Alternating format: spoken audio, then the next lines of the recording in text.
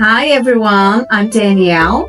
Today we're going to read a very special book published by Kitty Education called Antônio Lisboa, The Boy Who Loved to Sculpt by Laise, Ayres, illustrated by Lisa Campos.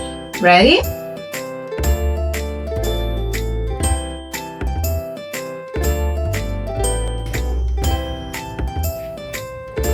Long ago in Brazil, in a city called Vila Rica, a very creative boy was born. His name was Antônio.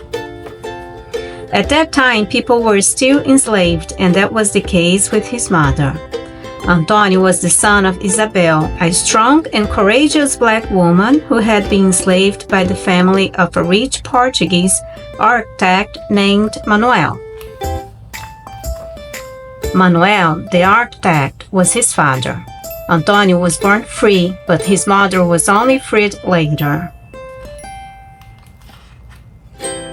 Since he was a child, Antônio would make toys and use wood to craft human figures, angels, and ornaments.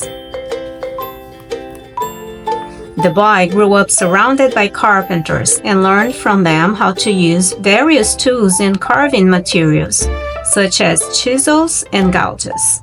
Besides wood, he also discovered how to sculpt soapstone, and as time went by, he became known as a great artist.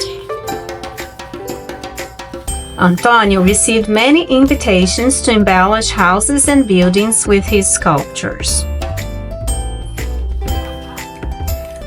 One day, he discovered that he had a rare disease that caused pain. Slowly, Antônio began to lose the movements of his feet and hands. Even so, he did not give up on his art. He asked his assistants to tie the tools to his hands, and despite the difficulty, he continued creating amazing works of art. That's how Antônio became popularly known by the nickname Aleijadinho. His fame spread to various parts of the world, and everyone who visited Vila Rica talked about his impressive skill in sculpting despite his physical disability. Antônio continued his journey to sculpt until he grew very old. His works made history and even to this day adorn the churches and buildings of the city of Vila Rica, which is now called Ouro Preto.